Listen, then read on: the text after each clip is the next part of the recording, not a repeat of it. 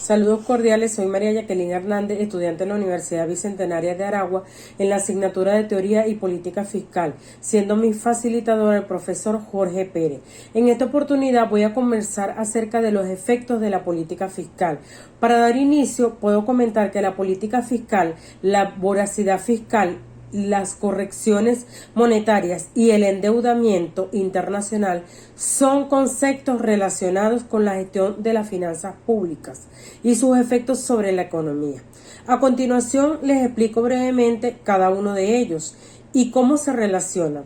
La política fiscal es el conjunto de medidas que el Estado adopta para regular los ingresos y gastos públicos con el fin de influir en la actividad económica y lograr objetivos como el crecimiento, el empleo, la estabilidad de precios y la distribución de la renta. La política fiscal puede ser expansiva si aumenta el gasto o reduce los impuestos, contractiva si reduce el gasto o aumenta los impuestos, o neutral si mantiene el equilibrio entre el gasto y los ingresos públicos. En cuanto a la voracidad fiscal, es un fenómeno que se produce cuando los gobiernos aumentan excesivamente los impuestos o el gasto público, con el fin de maximizar sus recursos o su poder, sin tener en cuenta los efectos negativos que esto puede tener sobre la economía y la sociedad. La voracidad fiscal puede generar distorsiones, ineficiencias, desincentivos a la inversión y al ahorro, evasión fiscal, corrupción y conflictos sociales y políticos. Por su parte, las correcciones monetarias son ajustes que se realizan en las cuentas públicas para reflejar los efectos de la inflación sobre los ingresos y gastos del Estado. En este sentido, las correcciones monetarias son cambios que se hacen en el dinero que entra y sale del gobierno para que no pierda valor por la inflación. Estas correcciones monetarias pueden ser tanto positivas como negativas para el gobierno, dependiendo de si le ayudan a ganar o perder dinero real.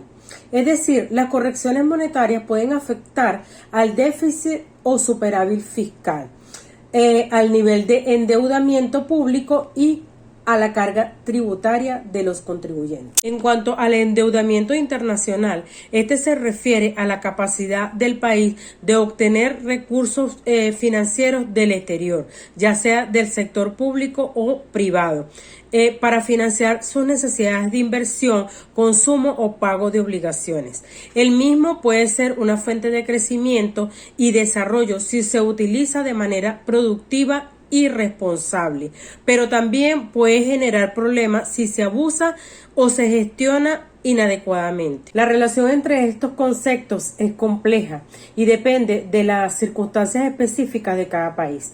En general se puede decir que una política fiscal responsable debe evitar la voracidad fiscal, realizar las correcciones monetarias adecuadas y mantener un nivel prudente de endeudamiento internacional para preservar la estabilidad macroeconómica y promover el bienestar social.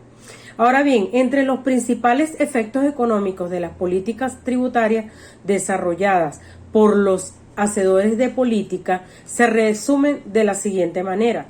En primer lugar, efectos sobre la producción. Los impuestos constituyen una importante herramienta de política fiscal para el gobierno en relación a la producción mediante el alza o disminución de las tasas impositivas.